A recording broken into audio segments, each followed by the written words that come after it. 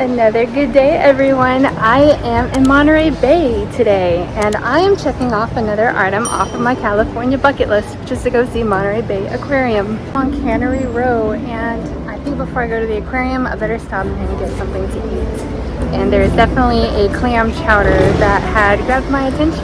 I'm gonna head over to the fish hopper and give that a try, especially since it's labeled as award-winning. This was a picturesque spot to go for lunch, and it was a treat to sit and watch the wild seals just below me as I devoured that clam chowder. Just around the corner is the entrance to the aquarium. Once inside, prepare yourself for sensory overload. Not only will your eyes want to look at everything, but the aquarium has some portions where you can get some up-close interactions with some of the wildlife.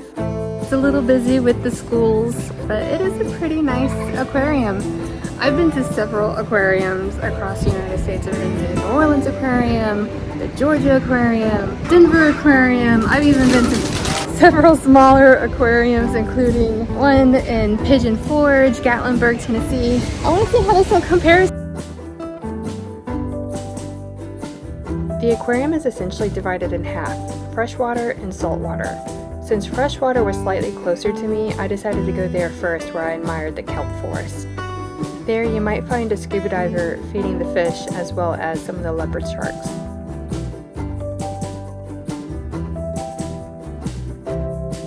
The Monterey Bay Aquarium is also home to some marine birds you'll find along the California coast, as well as an adorable penguin exhibit. On the other side of the building, you'll find more marine life that calls saltwater home. Here you'll find the most vibrant aquarium displays. I saw a noticeable difference in the crowds on this side and had much more difficulty trying to view much of the sea life. Not only could I not see many of the displays, trying to get any photographs was nearly impossible. I did manage to shoulder my way through to at least see my favorite sea creature, the octopus. Around this time, I could tell the volume of visitors was taking its toll on my anxiety. Unable to take it any longer, I gave up and decided to leave. Aquarium time is over. And now it's time for my honest and very candid review. How does it rank? I was a little disappointed in this aquarium. The number one thing that really turned me off about this aquarium, it was the crowds. In fact, it was so loud in the aquarium, there was no reason for me to break this out and give you a tour because you wouldn't be able to hear me.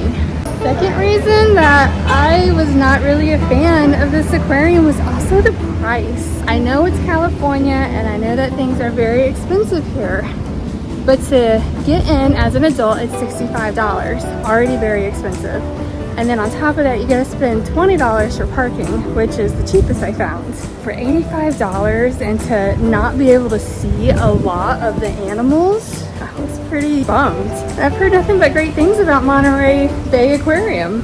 I'd say when it comes to aquariums so far, I gotta give it to Atlanta. Atlanta and Denver are still my top two favorite aquariums. This one, Monterey Bay, I will give it kudos for how interactive things are, and it's very, very child friendly, but it's not very friendly when it comes to actually looking at the animals. You are not going to see a lot unless you time it just right.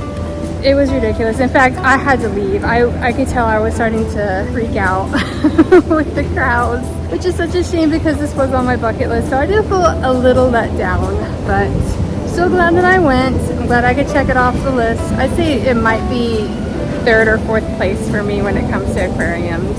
It actually may be closer to fourth.